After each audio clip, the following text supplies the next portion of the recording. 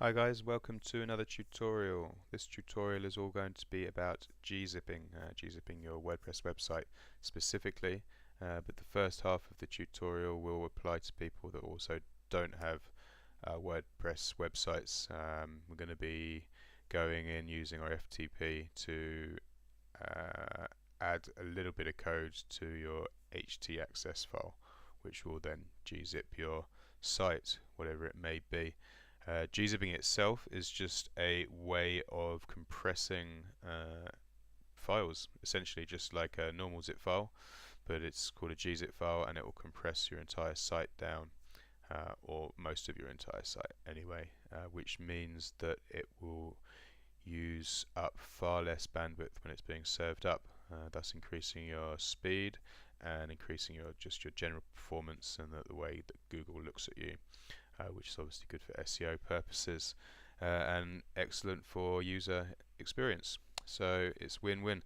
Normally Gzip can be ridiculously complicated. It can be as complicated as you want it to be, but what we've got today is a reasonably easy method of changing your sites to a gzipped one, and then a ridiculously easy one for WordPress users.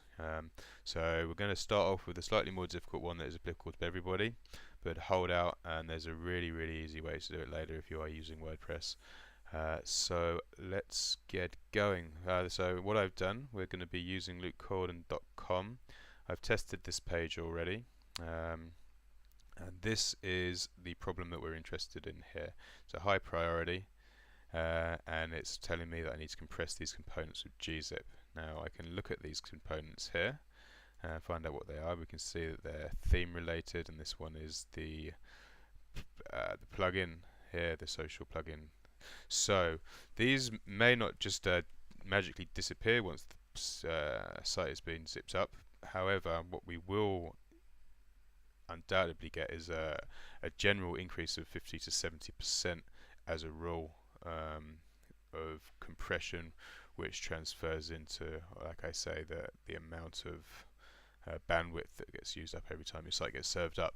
So hopefully we should see some changes in here once we go through this. I've taken a recording of these, and the next thing that we need to do is go into our FTP client. Mine is FileZilla, so we're going to come into here, and we're going to load up the site. Now what I do need to tell you, this is the site that we're going to use. Just before we get, here's the file that we're going to be going for, but just before we get here, this is the file that we're going to add code to. Now what we do need to get into is just this. Where are we? Okay, so now in my case, I'm with DreamHost. I don't know who you guys are with, so I don't know if your hosting provider has Gzip enabled or if they need to, and if they do have it enabled, then we need to know whether it's mod deflate or mod Gzip. It will be either this or it will be this, and you need to find that out, because depending on which one of these it is, depends on the code that you're going to put into this htaccess file. So what you need to do is you need to ask your hosting provider if they have Gzip enabled, and if so, which one, and they will tell you which one of these it is. If they don't have it enabled, ask them to enable it. You know, that's not a problem. I can't imagine they won't have, but once you have found out which one it is, you need to just ask them which code you need to add to your access file. Okay, which they'll be able to give you, or they'll just point you to a wiki, as DreamHost, who I am with, did for me. So I went through this process, took about 5 minutes, and this is the script that I need to add here to my htaccess file. As it says, add this line to your htaccess file. Pretty straightforward. So now I've copied and pasted this, and I'm going to go back to FileZilla.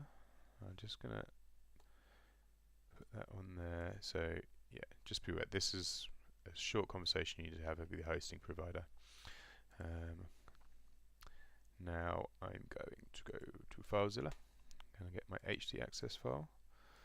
I'm going to right click on it, and I am going to view edit. Now if you have a hosting provider with a cPanel, then it's perfectly likely that you may have an option within that cPanel which DreamHost doesn't have, but there's a good chance that you will have it, and that will say something like optimize website or website optimization, and it's perfectly possible that you can go into that and it will say something to the effect of, do you want to enable Gzip compression? If you do have that option, then by all means you can just click that and job will be done. You can go to the next section after this to test it's all working. If you are going to be doing this, you literally just need to come down there. Let's just tidy this up a little bit, and then paste your code. Okay, and this is just telling us that all of these things are going to be zipped up, and then we can save it. So you can come into here, go File Save, or you can press Control or Command S to automatically save it. Then we close it. It has been opened, it has been changed. We do want to upload this file. We have finished editing. And yes, so that will now tell us that that is all done. That's all complete. So now we should be able to come over here and come over to this site called imaginatively checkgzipcompression.com. Put in the website details. Oh, where am I going there? www.lukeCorden.com, and let's check. There we are. So yeah, it's been Gzip enabled, that we know, and we've saved 71% bandwidth by reducing or compressing from this amount to this amount, so that's a great saving. Now hopefully what we can do is we can come back over to here and we can retest. So retest page, and we should see some kind of change. Even if we don't see changes in those specific things, we know that we've obviously saved a lot of bandwidth, which was going to reflect at the very least in the way Google looks at us and the speed that gets served up in. So we've come up a 1% on Google page speed side of things. Gzip compression is at 99, so that's all good. The only thing that wasn't was this fonts.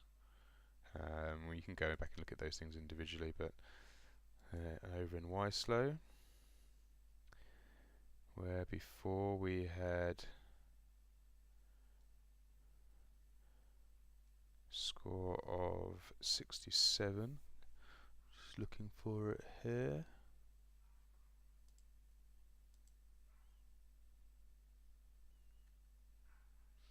And now there you go, absolutely brilliant. We've got 100% Gzipped. So that, guys, is the first way, and in my opinion a more effective way of Gzipping your site. The second way is effective, but it doesn't pick up. Like from experience, I know that there are a few things that were in there as problems it didn't pick up because it didn't operate on that level. But I'm going to show you how to do it, because for the compression alone it is worth doing. So bear with me for 1 second. I'm just going to pause this and then I will come back to you. Okay, alright, so what I'm going to do now is I'm actually going to go back into here just so you guys can see what needs to be done if you're messing around with it. I'm going to reopen this access file, and I can show you the difference of what's going on. So view edit. There we are. We're going to take out that line. Simple as that. That was all we put in there. I'm going to save it again. Command S or Control S if you're on Windows. Close this. And yes. So that has now reverted to exactly as it was before. So in theory, we should now be able to come back to here and retest this page. I haven't reverse engineered it like this before, so I'm not entirely sure that things won't remain zipped. I know there can be problems with that, but I'm just doing this. I mean, I will go back and I will put that file back in there as I believe that it should be, because that way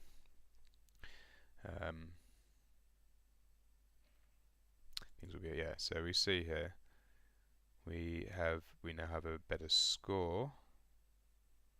Oh, we're on this side, that's why. Great. Okay, so we're back exactly where we were. So that's good news. To finish what I was saying before, I'll go back and I will Gzip through that method, because I think that is the best way to do it in this situation.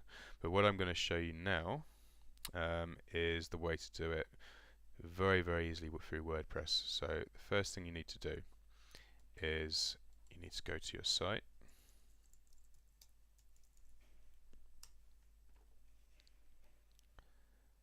And we need to go into a dashboard.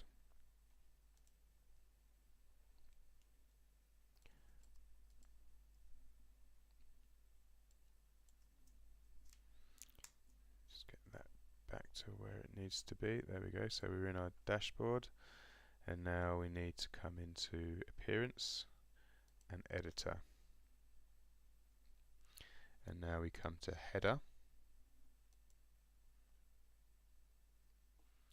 And we need to be at the very top, so we just drop down one, put the cursor back up there so it's in this very top, and then this is as simple as it's going to get adding code to something, in my opinion. This code here, one tiny little line, make sure it's correct, be aware that there's a space here, and be aware that there's also a space here, and also, very importantly, this is a semicolon, not a colon. Colon won't work, you'll just get a syntax error come up. So copy this, go back to your site, and at the very top here of your header PHP, you just add that piece of code. Now update your file, and that's going to zip every page that has a header on it, which is obviously every page. So that was it. Now just go to your site, make sure it's working as it should be. Lovely, it is. Now come over here. Oh.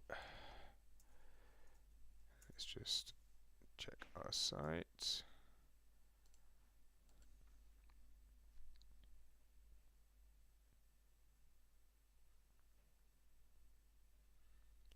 Having a good look.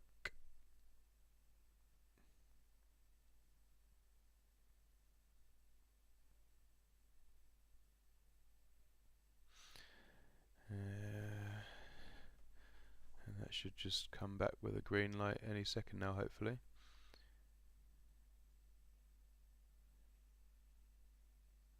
Just having a good think about it. There we go.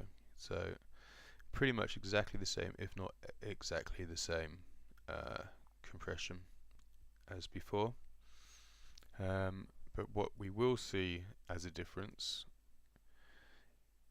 is if I now retest this page here,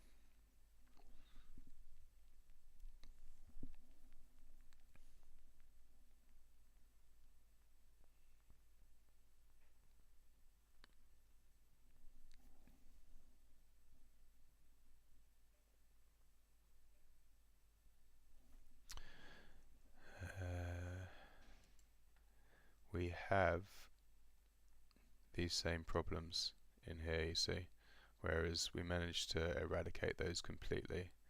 And this is in theme, so I mean, you could play around. You can probably put that code or something very similar in your theme functions PHP, but for a quick fix and for very good compression, that's the way I would go around doing that if you're using WordPress.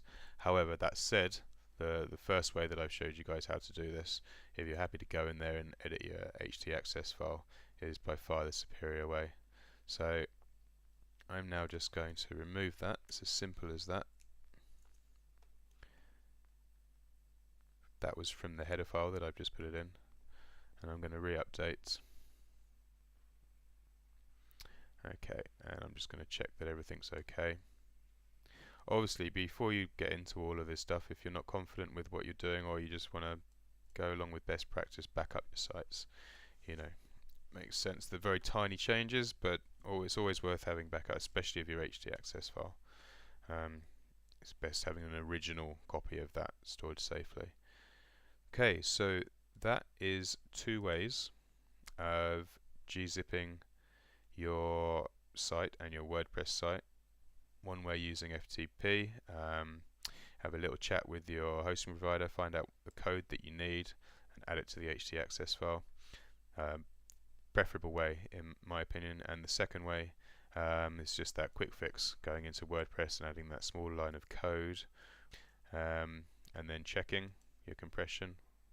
There's plenty of sites you can just Google check Gzip compression or check compression.